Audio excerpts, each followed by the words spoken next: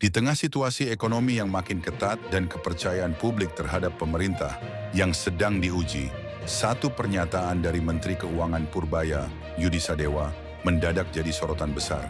Ia dengan tegas menolak penggunaan APBN untuk membayar utang proyek kereta cepat Jakarta-Bandung. Hush! Alasannya sederhana tapi mengguncang. Uang rakyat bukan alat untuk menutup dosa proyek gagal. Pernyataan ini mencuat setelah muncul tekanan dari beberapa pihak agar pemerintah menanggung tambahan pembiayaan proyek yang disebut membengkak hingga lebih dari 113 triliun rupiah.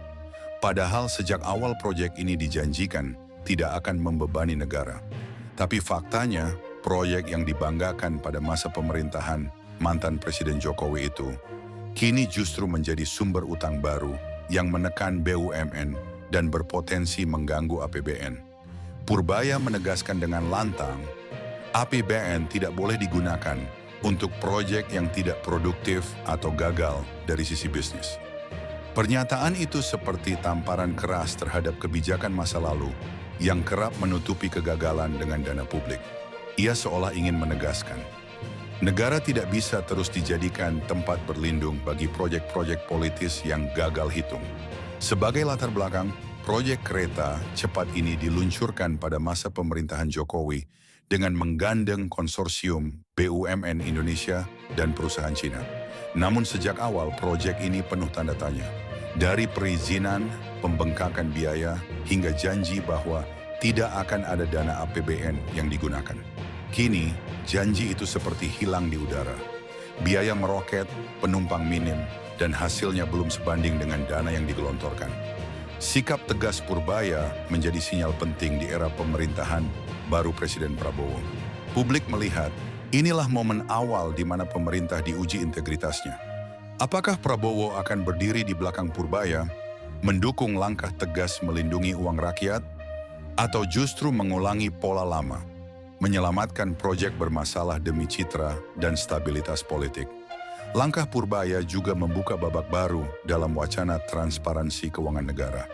Ia seakan ingin menegaskan bahwa APBN bukan ATM pribadi para elit, bukan pula alat untuk menghapus dosa ekonomi masa lalu.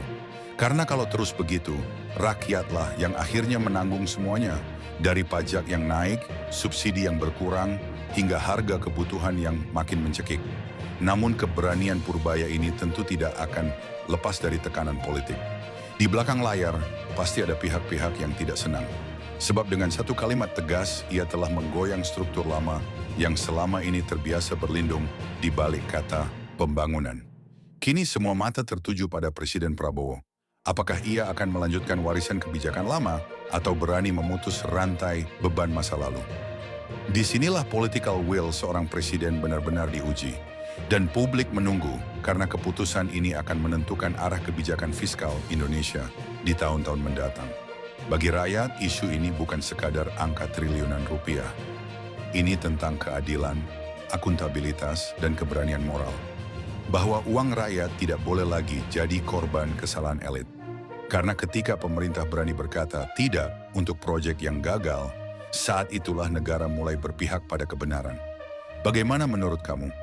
Apakah langkah Purbaya ini pantas didukung atau justru akan menimbulkan gejolak politik baru? Tulis pendapatmu di kolom komentar, karena suara publik penting untuk mengawal transparansi negara. Jangan lupa like, share, dan subscribe channel ini supaya kamu nggak ketinggalan analisa tajam dan investigatif berikutnya. Sampai jumpa di video selanjutnya dan tetaplah kritis demi Indonesia yang lebih jujur dan berani.